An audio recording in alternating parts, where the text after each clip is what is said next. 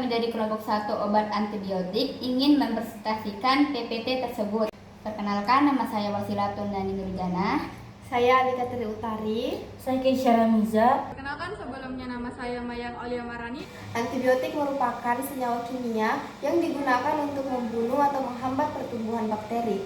Antibiotik tidak efektif untuk mengobati penyakit yang disebabkan oleh virus seperti flu atau pilek. Antibiotik pertama kali ditemukan oleh Alexander Fleming pada tahun 1928 melalui penemuan penisilin dari jamur Penicillium notatum. Penemuan ini menjadi salah satu kemajuan terbesar dalam dunia kedokteran karena mampu menyelamatkan banyak nyawa.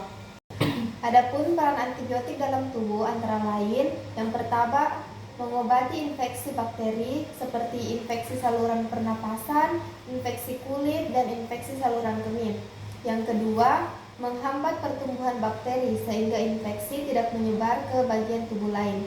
Yang ketiga, membantu mempercepat proses penyembuhan karena bakteri penyebab penyakit dapat dikendalikan. Yang keempat, mencegah komplikasi, terutama pada infeksi yang tidak diobati dapat menjadi lebih parah. Selanjutnya, farmakokinetik. Farmakokinetik adalah proses perjalanan obat di dalam tubuh mulai dari obat masuk hingga dikeluarkan dari tubuh. Proses ini penting untuk memahami bagaimana obat bekerja dan memberikan efek terapi.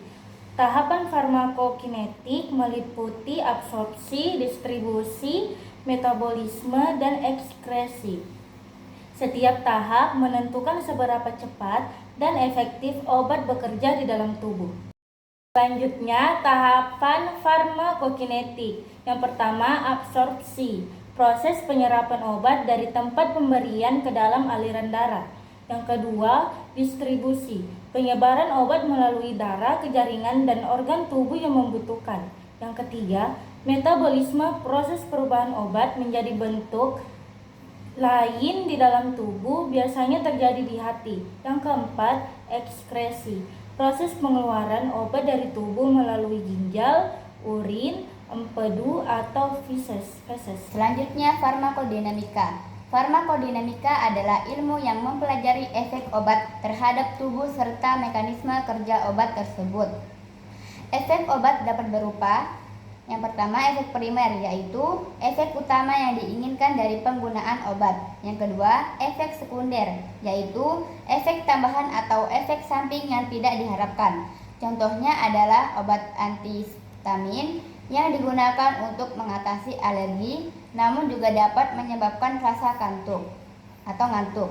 Penggunaan antibiotik dapat menimbulkan beberapa efek samping antara lain, yaitu gangguan sistem pencernaan seperti mual, muntah, atau diare. Yang kedua, reaksi alergi yang dapat berupa gatal, ruam kulit, hingga reaksi berat seperti shock anafilaksis.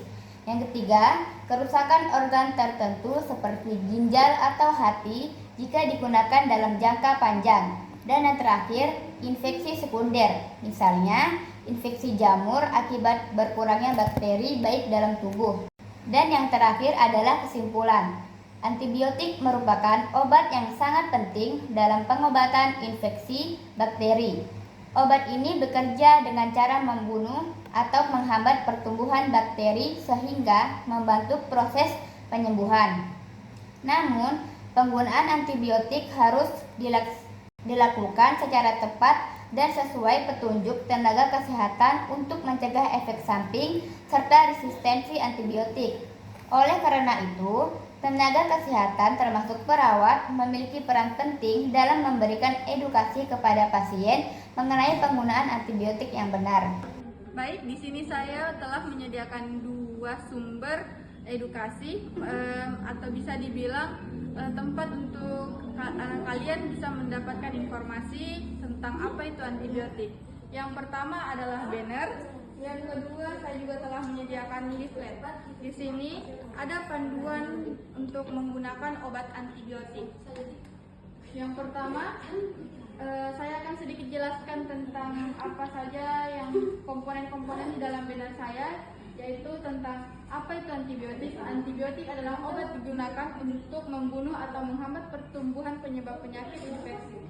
Antibiotik juga mempunyai tujuan penggunaan yang benar. Yang pertama, harus dengan resep dokter. Pembelian antibiotik tidak diperbolehkan secara bebas, apalagi tanpa pembelian dengan tidak diresepkan oleh dokter. Diminumnya juga harus sesuai dosis dan tepat waktu, dan waktunya juga harus skalanya tetap. Di sini adapun juga penggunaan antibiotik, jangan menghentikan obat sebelum habis walaupun sudah merasa sembuh. Atau biasa itu kebanyakan pada orang awam, jika merasa sudah enakan, mereka akan menghentikan meminum obat tersebut. Nah, di sini obat yang diberikan itu sudah sesuai dosis dengan penyakit kita, atau dosisnya sudah tepat.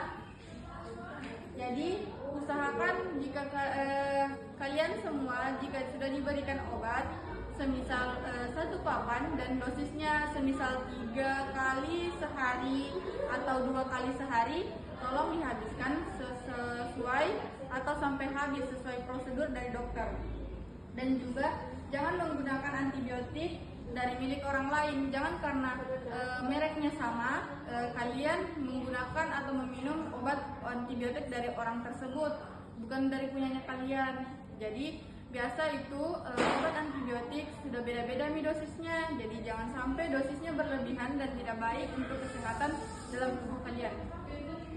Dan juga antibiotik mempunyai efek samping dan alergi antibiotik juga terhadap orang-orang biasa mempunyai alergi terhadap obat antibiotik. Efek samping dari antibiotik itu seperti mual dan muntah, diare, pusing, dan gangguan pencernaan. Adapun alerginya yaitu gatal-gatal, sesak napas, dan pembengkakan. Sekian presentasi kami. Wassalamualaikum warahmatullahi